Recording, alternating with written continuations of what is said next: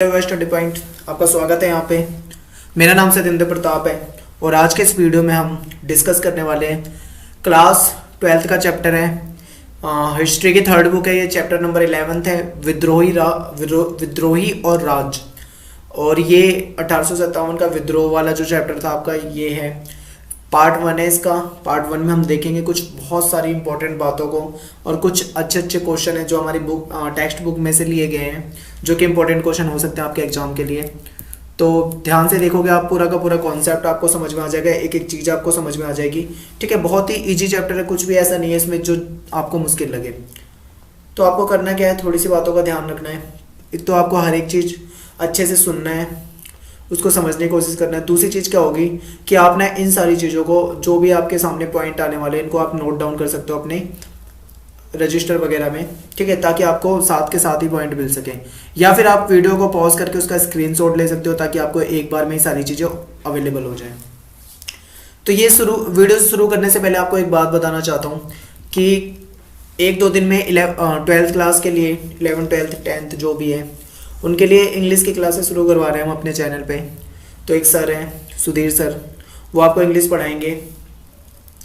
तो आपसे ये कहना चाहता हूँ कि आप ध्यान से उनकी वीडियोस को भी देखें ताकि आपको फ़ायदा मिले इंग्लिश का। और इस टाइम पे बुक्स वगैरह करवा पाना तो पॉसिबल नहीं है, क्योंकि बुक चैप्टर अगर एक करवाने बैठे तो टाइम ही नहीं है ज़्यादा। लेकिन जो राइटिंग सेशन होता है आपका, राइटिंग का जो भी राइटिंग स्किल का जो भी पोर्शन है आपके एग्जाम के लिए, वो सारा करवाया जाएगा। जैसे एडवर्टीजमेंट, नोटिस वगैरह, या जो भी आपके लिए इंपॉर्टेंट है, एक एक चीज़ आपको बहुत अच्छे से बताई जाएगी। तो आपको ध्यान देना है। टाइम लगेगा वीडियो बनने में 1 से 2 दिन, क्योंकि अभी वीडियो पहली बार बना रहे हैं। क्योंकि भाई सामने पढ़ाने में और वीडियो बनाने में ज़मीन आसमान का फ़र्क होता है। तो हो सकता है कि शुरू में थोड़ी हेजिटेशन हो सर को बोलते वक्त, कई बार ऐसा हो जाता है, क्योंकि कैमरे के सामने और ऐसे बोल पाना थोड़ा उतना आसान नहीं होता है जितना कि डायरेक्ट हम किसी को बता सकते हैं। तो सपोर्ट करना उनको। ठीक है, शुरू करते हैं फिर हम आज की अपनी वीडियो। हिस्ट्री पढ़ा रहे थे, क्लास 12th की हिस्ट्री है, चैप्टर 11 शुरू करते हैं। 1857 का विद्रोह। ये एक ऐसी घटना है जो कि हमारे भारत देश के लिए एक बहुत ही महत्वपूर्ण घटना रही थी। हमारे देश में 1857 की क्रांति को बहुत महत्वपूर्ण पहलू के रूप में देखा जाता है। क्या हुआ था 1757 में, यानी 1857 से 100 साल पहले एक युद्ध हुआ था जिसे 1757 का प्लासी का युद्ध कहा जाता था। ठीक है, अंग्रेजों के बीच में और वो सिराजुद्दौला वगैरह जो भी थे, इनके बीच में ये जो लड़ाई हुई थी। तो उस टाइम पे पता है एक घोषणा कर दी गई थी, यानी कि एक भविष्यवाणी हुई थी 1757 में। भविष्यवाणी कुछ इस तरीके से हुई थी कि आज से 100 साल के बाद हमारा जो देश है वो अंग्रेजों से आज़ाद हो जाएगा। ऐसी भविष्यवाणी हो गई थी 100 साल पहले ही। तो कुछ इन बातों को भी आपको ध्यान में रखना है। आगे इन चीज़ों के बारे में मैं आपको डिटेल में बताऊंगा। तो सबसे पहले शुरू करते हैं हमारा टॉपिक कि 1857 का विद्रोह क्या है, कैसे हुआ, क्यों हुआ, किसने किया, किसके खिलाफ किया। एक एक चीज, एक एक क्वेश्चन का जवाब आपको इसमें से मिल जाएगा। तो शुरू करते हैं हमारे यहाँ से। सबसे पहला जो आप लाइन देख रहे हैं, डेट याद रखना 10 मई 1857। मैंने हाईलाइट कर दिया 10 मई 1857 को, आपको याद रखना है। ये क्या हुआ था, दोपहर 1857 में 10 मई की दोपहर को मेरठ छावनी, कहाँ पे है, मेरठ उत्तर प्रदेश में, यूपी। क्योंकि ये जो जैसे नाम आ रहे हैं ना, जैसे मेरठ आ गया या फिर लखनऊ आ जाएगा या और भी कोई नाम आता है, तो आपको याद रखना है। जैसे कि ये आपके मैप के लिए भी पूछे जा सकते हैं क्वेश्चन। मैंने मैप का वीडियो बनाया है इस वाले चैप्टर का, वहाँ पे ये सारी चीज़ें थी। तो ध्यान रखना कि मेरठ की छावनी में क्या हुआ। मेरठ छावनी में सिपाहियों ने विद्रोह किया, कि जो वहाँ पे जो सिपाही वगैरह थे उन्होंने विद्रोह कर दिया। अब विद्रोह क्यों किया, इसके बारे में भी हमें जानना जरूरी है। आगे देखते हैं। शुरुआत जो हुई थी ना इस विद्रोह की, जो सिपाहियों ने करा था, शुरुआत हुई थी पैदल सैनिकों से। यानी जो वो सैनिक जो पैदल सैनिक थे, उन्होंने शुरुआत करी थी। और इन सैनिकों से ये जो विद्रोह था वो फैल गया घुड़सवार फौज में, यानी जो घुड़सवार सैनिक वगैरह थे उनमें। फिर इन पहले पैदल सैनिकों से घुड़सवार सैनिकों तक, फिर उसके बाद ये फैला शहर में। शहर में जब फैला तो कि शहरों के जो आम लोग थे वो भी इससे आके जुड़ गए इस आंदोलन से। तो ठीक है, सैनिकों के द्वारा शुरू किया गया एक आंदोलन तो धीरे धीरे धीरे बढ़ता गया और उसमें आम लोग भी आते गए, जिसमें किसान भी आ गए, राजा भी आ गए, ठीक है, और व्यापारी लोग भी आ गए, और भी अलग अलग समूह के जो लोग थे वो सभी इसमें धीरे धीरे शामिल होते गए। इसमें हिंदू मुस्लिम लोग, हर तरह के लोग शामिल थे। ठीक है, अब आते हैं हम थोड़ा सा आगे और देखते हैं ध्यान से।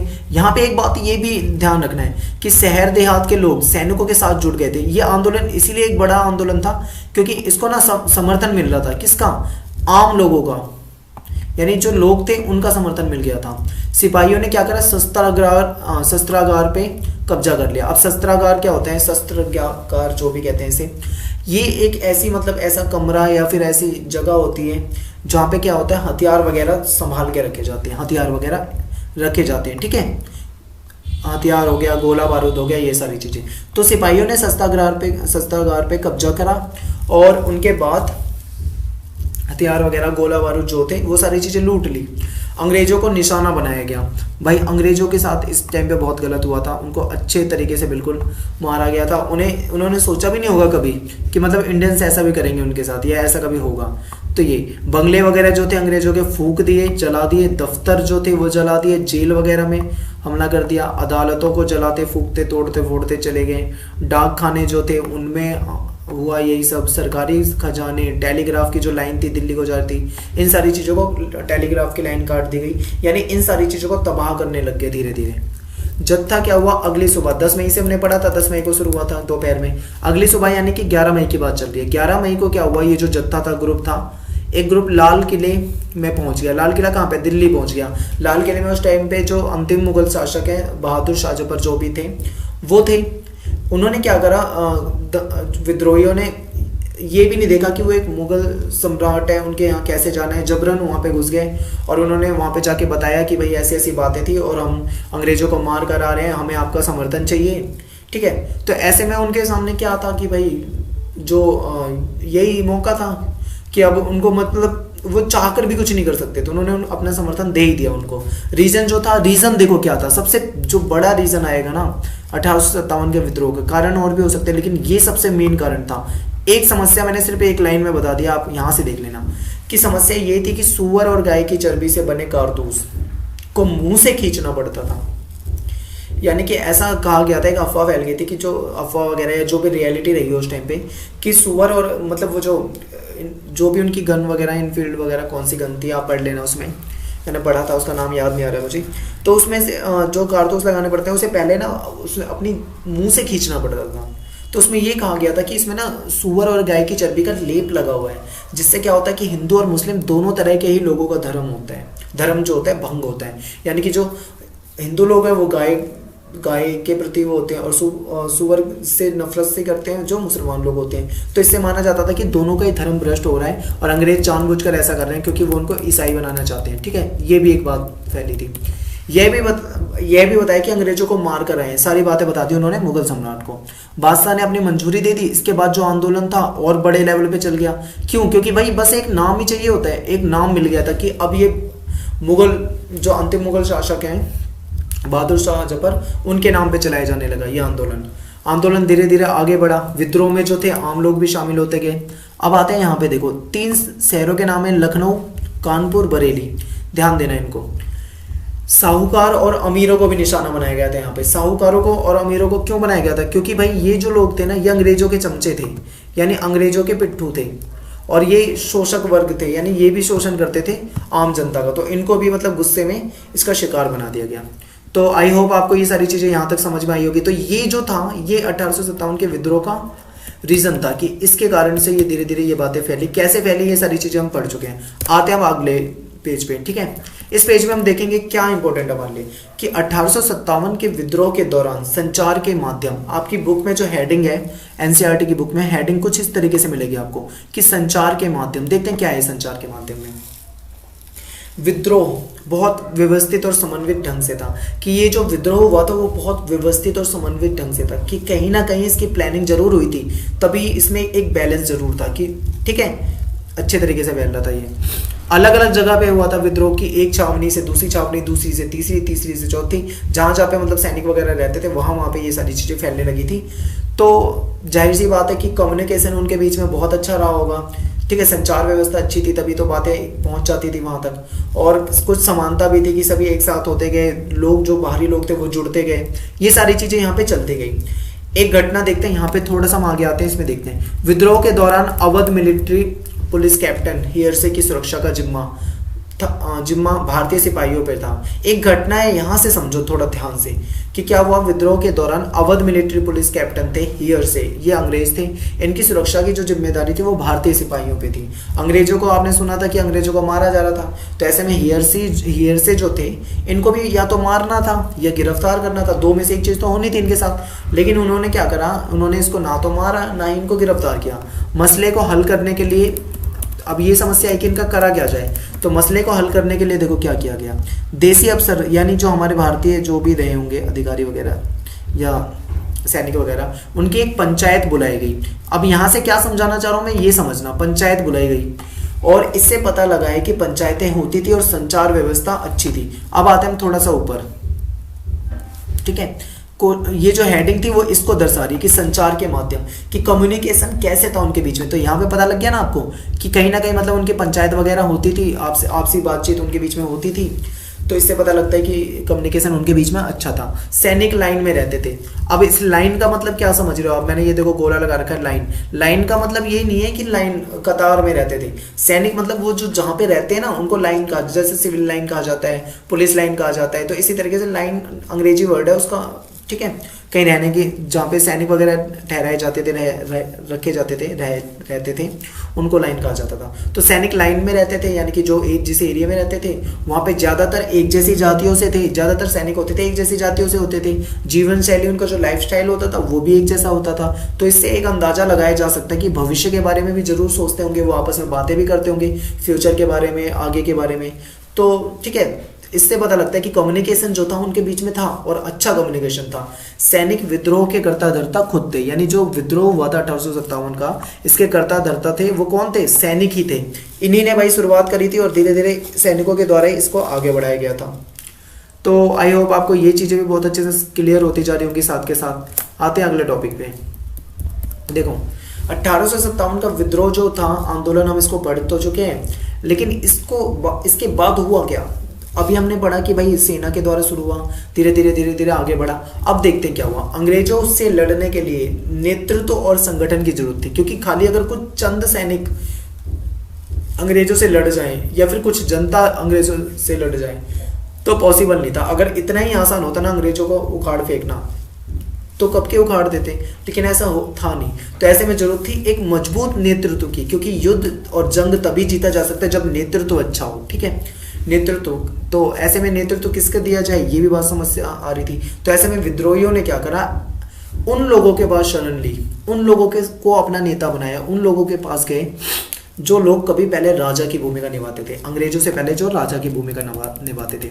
तो देखो यहाँ पे आपको कुछ दिख रहा होगा। जैसे कानपुर की बात करें तो एक बात आप ये भी ध्यान रखना कि ये जो है ना, इन सभी को आप मैप में नक्शे में भर के प्रैक्टिस जरूर कर लेना, क्योंकि ये 1857 के विद्रोह वाले चैप्टर से मैप भी आता है एग्जाम में। अक्सर ये मैप पूछा जाता है एग्जाम में, तो आपसे पूछा जा सकता है, बिल्कुल इंपॉर्टेंट है, ठीक है। तो देखो कानपुर थे, कानपुर से बाजीराव द्वितीय थे, उनके दत्तक पुत्र उत्तराधिकारी जो थे वो नाना साहिब, इनको दे दिया गया कमान दे दी गई कि इनको बना दिया गया। झांसी से तो लक्ष्मीबाई थी, झांसी की रानी जिन्हें कहते हैं हम, आपने बहुत कविताएं पढ़ी होंगी इनके बारे में बचपन में।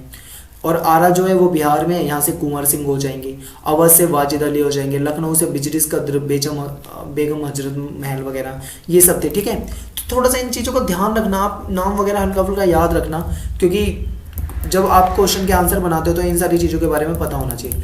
कुछ अन्य स्थानीय नेता भी थे, जो लोकल नेता वगैरह थे, उन्होंने क्या करा, किसानों को, जमींदार लोगों को और आदिवासियों को विद्रोह के लिए उकसा रहे थे कि तुम भी आओ और उस विद्रोह में शामिल हो, क्योंकि ज़्यादा से ज़्यादा लोग जब शामिल होते तो आंदोलन के सफल होने की उम्मीद भी ज़्यादा से ज़्यादा हो जाती, ठीक है। तो ये जो हमने पढ़ा, ये देखा कि नेतृत्व कैसा था, कि किसने नेतृत्व दिया, कौन किसके अनुयायी बने, तो इन लोगों के पास गए, इन लोगों ने अपना समर्थन दिया, ठीक है।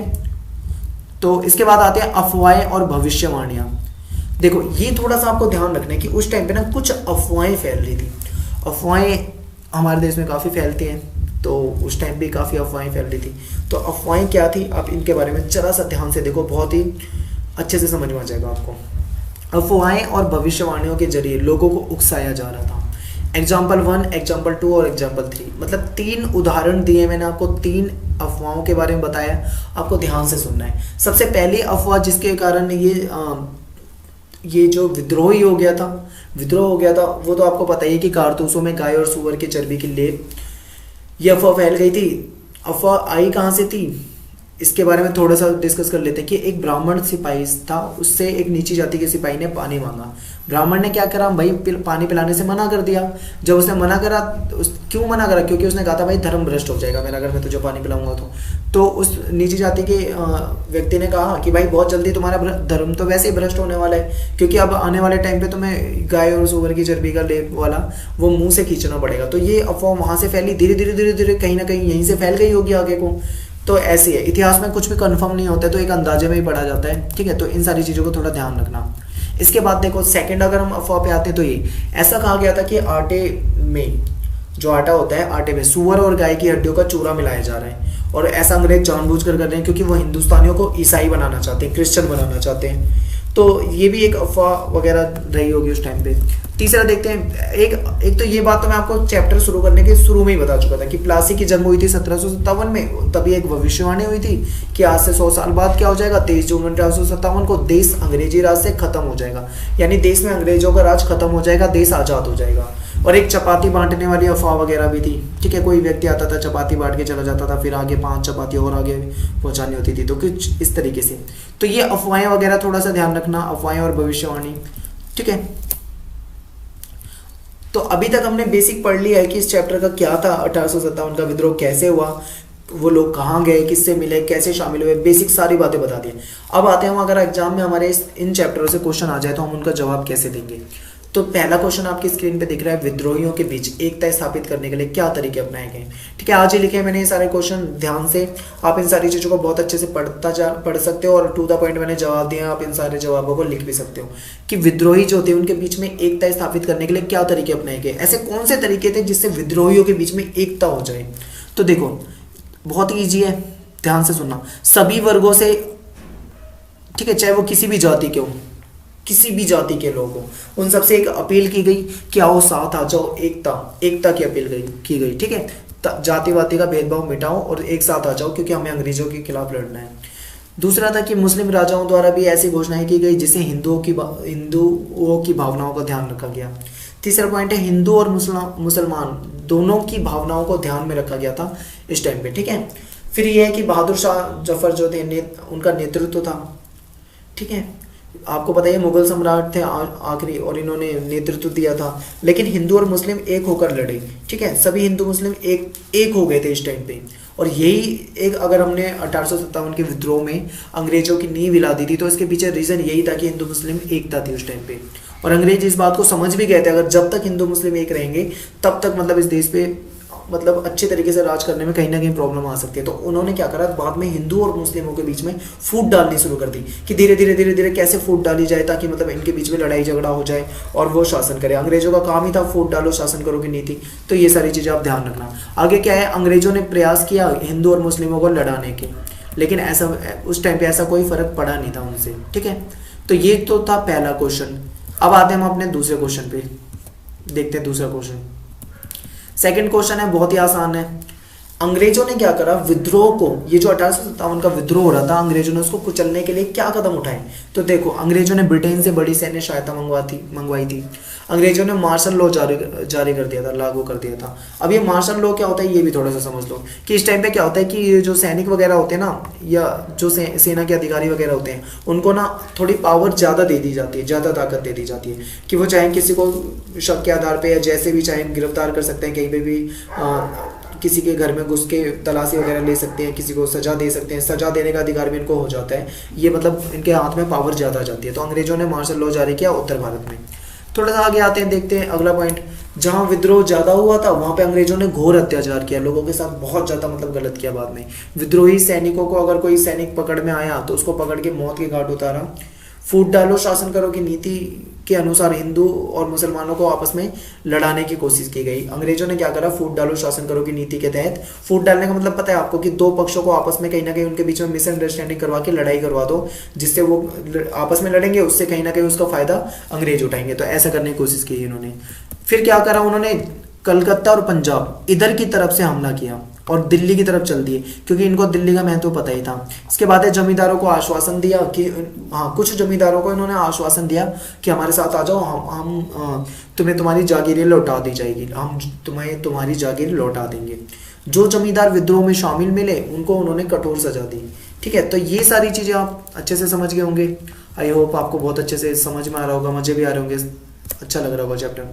थर्ड क्वेश्चन पे आते हैं, थोड़ा सा इसे समझने की कोशिश करते हैं। ये क्वेश्चन मोस्ट इंपोर्टेंट क्वेश्चन है इस चैप्टर का, ध्यान से समझना और देखना कि है क्या। विद्रोही क्या चाहते थे? Question mark. विभिन्न सामाजिक समूहों की दृष्टि में क्या फर्क था? यहां से मैं आपको एक चीज ये भी बताऊंगा कि 1857 का विद्रोह जो था क्यों असफल हुआ। हमारा देश 1857 में क्यों आजाद नहीं हुआ, जब भविष्यवाणी कर दी गई थी और विद्रोह भी हो गया था, तो ऐसा होने के बाद क्यों हमारा देश आजाद नहीं हो पाया था? इस क्वेश्चन का जवाब भी आपको इसी के आंसर में मिल जाएगा। देखो 1857 का विद्रोह क्या हुआ था? अंग्रेजों के लिए भयानक विद्रोह साबित हुआ, क्योंकि उन्होंने अंग्रेजों की नींव हिला दी थी बिल्कुल। विद्रोह की शुरुआत सैनिकों से हुई थी, लेकिन लोगों के जुड़ने से यह राष्ट्रीय विद्रोह बन गया। सैनिकों से हुई थी और लेकिन जैसे जैसे लोग जुड़ते गए, ये जो था आंदोलन एक राष्ट्रीय आंदोलन बनने लगा। समाज के सभी वर्ग इसमें शामिल हो गए, कि समाज के सभी वर्गों को इसमें शामिल किया गया। समाज के सभी वर्ग किसी ना किसी रूप से अंग्रेजों से शोषित थे, यानी कि अब जो जैसे शुरू तो सैनिकों से हुआ, लेकिन जो बाकी लोग जुड़ रहे हैं वो क्यों जुड़ रहे हैं इससे? वो इसलिए जुड़ रहे थे आंदोलन में, क्योंकि कहीं ना कहीं वो भी तो अंग्रेजों का शिकार होते ही थे, अंग्रेजों से का शोषण झेलना ही पड़ता था उन्हें, तो इसलिए वो भी क्या हो गए, इसमें जुड़ते गए और एक हो गए। अब आएगा सबसे इंपॉर्टेंट पार्ट इस क्वेश्चन का। वो क्वेश्चन देखो आप, हेडिंग क्या है? विभिन्न समूह सामाजिक समूहों की दृष्टि में फर्क बताना है, कि अलग अलग सामाजिक समूहों की दृष्टि में फर्क क्या था। ठीक है, यहीं से मैं आपको एक बात बताना चाहता हूँ, 2 लाइन में बताऊंगा, आप ध्यान से सुनना कि 1857 का विद्रोह सफल क्यों नहीं हुआ और 1857 में हमारा देश आजाद क्यों नहीं हो गया। तो इसके पीछे रीजन ये था जो आपको इन पॉइंट में मिलेगा, कि ये देखो आप देख रहे हो, शासक, जमींदार, किसान, व्यापारी और भी कई तरह के लोग थे, सभी लोग आंदोलन में शामिल हो गए थे, लेकिन इन सभी का ना उद्देश्य अलग अलग था। अगर इन सब का उद्देश्य एक होता कि हमें देश को आजाद करवाना है, हमें कुछ नहीं चाहिए, हमें सिर्फ एक स्वतंत्र देश चाहिए, तो हमारा देश आजाद हो जाता। लेकिन ये लड़ तो रहे थे, लेकिन इनके मुद्दे अलग अलग थे, इसीलिए, क्योंकि आंदोलन तब तक सफल नहीं हो सकता जब तक आंदोलनकारियों का मकसद एक ना हो, उद्देश्य एक ना हो। ठीक है, तो ये ध्यान देना आप इन चीजों पे। आते हम आगे और देखते हैं पहला पॉइंट, शासक वर्ग जैसे राजा, नवाब वगैरह होते थे, इनका देखो। बहादुर शाह हो गए, अंतिम मुगल शासक थे, नाना साहेब हो गए, लक्ष्मीबाई, कुंवर सिंह, ये जो थे ये सब इसलिए लड़ रहे थे क्योंकि ये चाहते थे कि इनकी खोई हुई सत्ता इनको वापस मिल जाए। ठीक है, कभी ये राज करा करते थे, अंग्रेजों ने इनसे इनकी राज जो था वो छीन लिया था, इनकी जागीरें वगैरह छीन ली थी अंग्रेजों ने, इनको किसी लायक नहीं छोड़ा था, तो इसलिए ये लड़ रहे थे कि भाई क्यों ना कैसे हम अपनी खोई हुई सत्ता को वापस ले लें। जमींदार तालुकदार लोग थे, ये इसलिए लड़ रहे थे क्योंकि इनकी भाई जमीनें छीन ली थी, इनकी संपदा छीन ली थी, इनकी संपत्ति छीन ली थी, ये चाहते थे कि इनको इनकी जमीन, संपदा, संपत्ति वगैरह मिल जाए। इनका उद्देश्य ये था। किसान इसलिए लड़ रहे थे क्योंकि भाई अंग्रेजों की गलत नीति थी, किसान सताए जा रहे थे, इनको जमीन नहीं दी जा रही थी, फसलें जो होती थी फसलों की इनको अच्छी कीमत नहीं मिल पाती थी। ठीक है, कहीं ना कहीं इनका शोषण होता था, कर वगैरह देना पड़ता था ज़्यादा, तो इसलिए किसान लड़ रहे थे भाई। व्यापारी इसलिए लड़ रहे थे क्योंकि अंग्रेजों ने जो कीमती उद्योग थे वो अपने हाथ में ले लिए थे, और छोटे मोटे व्यापार जो थे व्यापारी लोग करते थे, और उसके बाद भी इनको टैक्स देना पड़ता था। व्यापार पे एकाधिकार चाहते थे, ये लोग चाहते थे कि हमारा अधिकार हो व्यापार में, हम अपने तरीके से व्यापार कर सकें। फिर इसके बाद है पंडित मौलवी वगैरह जो थे वो इसलिए लड़ रहे थे क्योंकि भाई ये अपने अपने धर्म को बचाना चाहते थे। इनको लगता था कि जो ईसाई अंग्रेज वगैरह हैं ये हमारे धर्म, हमारी संस्कृति का विनाश करने के लिए आए हैं और हमको कहीं ना कहीं ईसाई बनाना चाहते हैं, कुछ ऐसा सोचते थे। एक पॉइंट मुझसे लिखने में छूट गया था, तो मैंने ये आपको छोटा सा यहाँ पे लिख के दिखाया है। ये देखो, सैनिक किस लिए लड़ रहे थे? सैनिक इसलिए लड़ रहे थे क्योंकि वो गाय और सुअर की चर्बी वाला जो भी सीन था, इसके लिए लड़ रहे थे वो। ठीक है, सभी का हमने यहाँ पे एक चीज पढ़ा कि जितने भी लड़ रहे हैं लेकिन सभी के उद्देश्य अलग है। किसी का भी उद्देश्य ये नहीं है कि देश आजाद हो जाए, कोई किसी लिए लड़ रहा है, कोई किसी लिए लड़ रहा है। इसीलिए हमारा देश उस टाइम पे आजाद नहीं हो पाया। अगर सबका उद्देश्य यही होता कि हमें देश में आजादी चाहिए और अंग्रेजों से हमें जीतना है, हमें अंग्रेजों को हटाना है अपने देश से, तो शायद 1857 का जो ये विद्रोह हुआ था ये कहीं ना कहीं सही दिशा में चला जाता और कहीं ना कहीं इसका फल उसी टाइम पे मिल जाता। ठीक है, अगर उस टाइम पे आज़ाद हो जाता तो शायद देश की आज तस्वीर ही कुछ अलग होती। तो ये 1857 का जो उद्देश्य था वो अलग था, इसलिए आंदोलन सफल नहीं हुआ। आप यहाँ से 2 क्वेश्चनों के जवाब एक साथ ले सकते हैं। ठीक है, तो ये जो था ये पार्ट 1 बनाया मैंने 1857 के चैप्टर का। इसमें सिर्फ मैंने 1857 के चैप्टर के क्वेश्चन लिए हैं, और अब मैं जो इसका सेकंड पार्ट लेके आऊँगा, जब भी लेके आऊँगा तो उसमें आगे के क्वेश्चन को कवर करूँगा। वीडियो कैसा लगा आपको, कैसे पॉइंट समझ में आए या नहीं आए, जो भी चीज़ें आप कमेंट में बता सकते हैं। आप अब आपसे एक रिक्वेस्ट है मुझे अपने हर एक स्टूडेंट से कि आप क्या करें, ज़्यादा से ज़्यादा अपने फ्रेंड्स वगैरह उनको शेयर कर दिया करें वीडियो, और ज़्यादा से ज़्यादा लोगों को कह दें ताकि वो सब्सक्राइब वगैरह कर लें या